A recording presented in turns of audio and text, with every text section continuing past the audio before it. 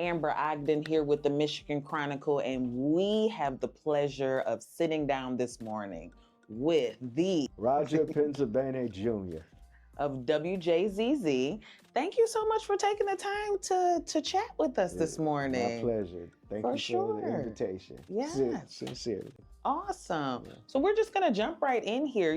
Let's talk a little bit about the history, of WJZZ, the station. Okay. Dr. Cox, Dr. Haley Bell, Dr. Wendell Cox, they founded the station. First, they founded in 1955 WCHB, which was the first African-American owned radio station in the world.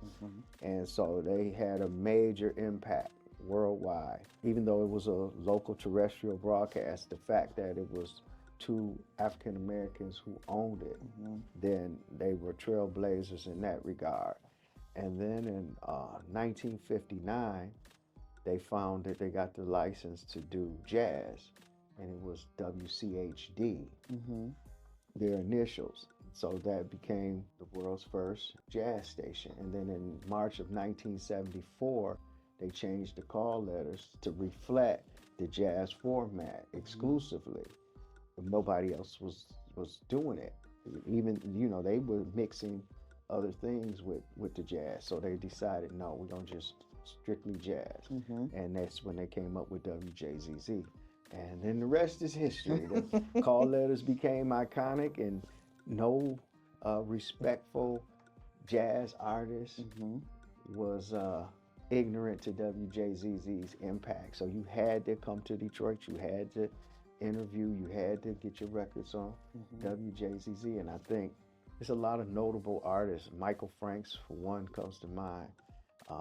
Says that if WJZZ broke his career for him to be popular. So, and this, a lot others. It's so impactful and legendary of a station. So I'm in the process of working on putting together the foundation for a documentary. We're gonna do a documentary film, maybe series. We don't know yet, but it's all in the process now to tell that whole story. Now, talk a little bit about, what was it that sparked the interest, in you to revamp and bring WJZZ, back to life? It was all organic. I did not plan.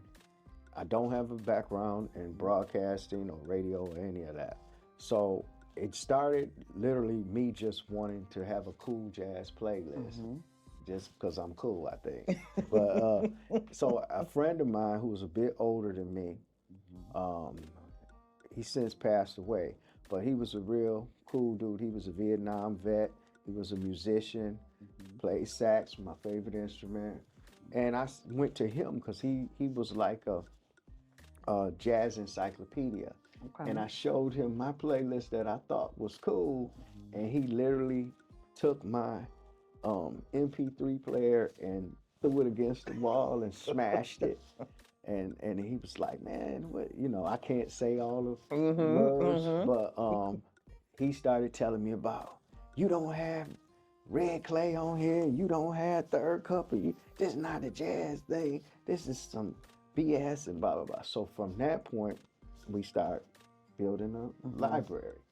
And then that evolved to reminiscing. He was like, see, that's why we need jazz in the schools, and that's why they shouldn't have never got rid of WJZZ. So from that spark, the Detroit hustle in me was like, So I started entertaining the idea, and I went to him one day and I said, hey man, what if we can get the station back? And he was like, how we gonna do that? And I was like, I don't know, but I'm gonna figure it out. Right. And so I started trying to figure out what was happening. How do you get a license? What's the status of the station? Blah, blah, blah. And I was pursuing going back on FM, but I met some young college people just on a whim. They heard me talking with somebody else, and it happened to be what they were into, media, and they were like, why do you want to go back on FM? That's dead. Right. And I was like, what? People's radio still? And they were like, no, online is where you gotta be. And they started telling me how great online was, but the thing that captured me the most were two things: the economics versus trying to do FCC, and then the coverage. So I was like, that's a slam dunk logic. Why would I want to be limited to the local Detroit area when I can be all over the All world? over. And then when they told me you can have DJs everywhere and this and that, and I learned more about it, and I was like, there's no way I'm not going to do this. So that's the organic process of how it kept evolving. Then my intent was just to do the radio. Then I shift, once I got a little game from some young people, I started hanging out with them because the old people were like me. They didn't know what was going on. Because I had vowed I'll never be on social media. Like, I was real old school. And then they told me about podcasting. And this was like in 2015. They started telling me about podcasting and what it was. And none of these people were doing it at the time. Like, all these celebrity people who have podcast shows making all this money. And so I started doing podcasting. And at the time, cannabis wasn't legal yet. So I could legally do it